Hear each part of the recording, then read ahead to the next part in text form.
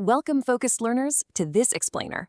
Today, we're looking at a true grand unification of physics principles. We're exploring the ideal gas law, and this particular topic marks a very special milestone for us. It's literally the climax of our 35-part physics series. We've spent an incredible amount of time building a rigorous foundation, and now, well, we finally get to see how all these fundamental laws just brilliantly converge.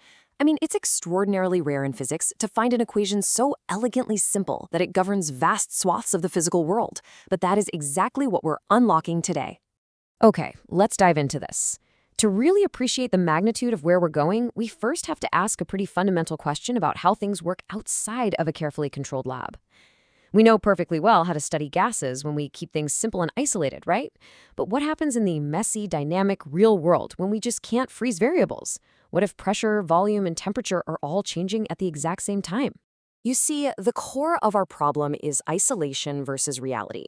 Up until now, we've relied on some incredibly important foundational relationships. We're talking Boyle's law, Charles's law, and Gay-Lussac's law. And hey, as brilliant as those laws are, each one requires a massive compromise. They basically force us to isolate and freeze one single variable just so we can study how the other two interact. But as you will know, the complex reality of our physical world rarely gives us the luxury of just freezing a variable. Nature is relentlessly dynamic. Realistic scenarios involve all these factors: pressure, volume, temperature, shifting, reacting, and changing simultaneously. We desperately needed a far more robust way to handle that complexity.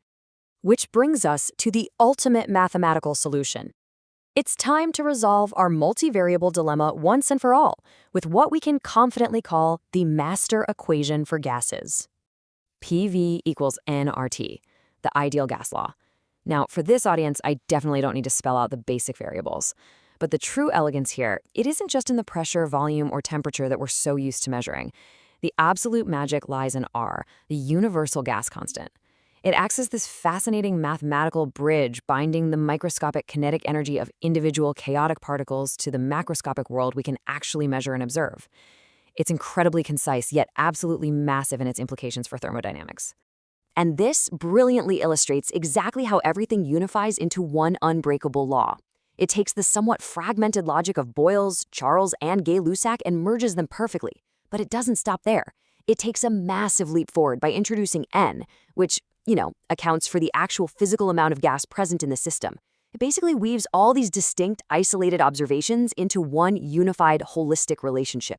The real intuition you should take away from this is all about absolute, unyielding balance. Think of this equation like a perfectly tuned scale, assuming our gas behaves ideally, of course. If you change any one of these factors, whether you aggressively expand the volume, crank up the temperature, or pump in a greater quantity of gas, this equation dictates exactly how the other variables must adjust to maintain that perfect equilibrium. It's a locked relationship. If one element moves, the universe demands the others respond to keep the math perfectly balanced. No exceptions. Let's move to and see how this builds into tangible reality. Because honestly, this isn't just theoretical physics on a chalkboard. This law is the beating heart of critical real-world applications across some really high-stakes chemistry and engineering. When engineers design scuba tanks, they literally trust human lives to this equation. They're calculating exactly how the chilling temperatures of deep water will precipitously drop the pressure inside the tank. Or think about weather balloons. It dictates exactly how much helium a balloon needs on the launch pad, so it doesn't expand and violently burst in the incredibly thin atmosphere at 100,000 feet up. It predicts safe container limits for volatile substances. Without a rigorous understanding of this fundamental relationship, engineering these essential, life-saving tools would be absolute guesswork. Furthermore, while we call it the ideal gas law, it serves a highly practical purpose, way beyond just ideal theoretical scenarios. This foundational law actually acts as the vital starting point for much more advanced complex equations. Think of things like the van der Waals equation, which are heavily utilized in high-stakes aerospace and chemical engineering.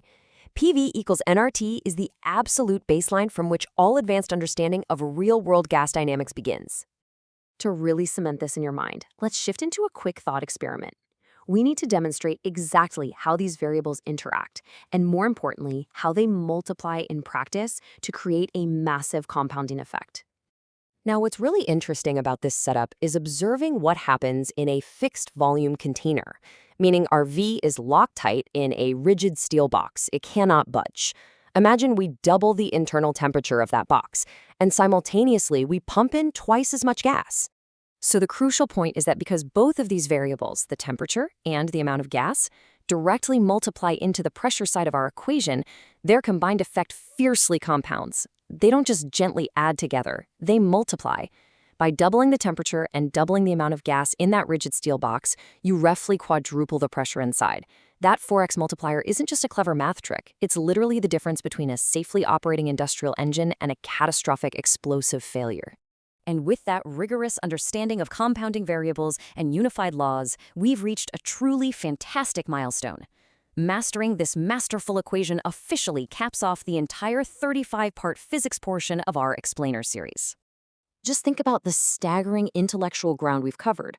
We started with the macro, physical world, the basic, observable forces and falling apples of Newton's laws. And today we have successfully bridged that gap all the way down to the invisible, chaotic realm of thermodynamics and gas behavior. It's a huge accomplishment, and honestly, a beautiful demonstration of how scientific understanding meticulously builds upon itself. But of course, learning never truly stops, right? It just evolves. Which brings us to a final, provocative thought. We've perfectly modeled how gases act physically, but what happens when these molecules stop just bouncing off of each other and actually start reacting, breaking apart, and forming entirely new substances? In our next explainer, we cross the threshold into chemistry, kicking things off with Louis Chatelier's principle. You definitely won't want to miss how everything we've learned connects to this next great frontier. Until then, stay focused and keep learning.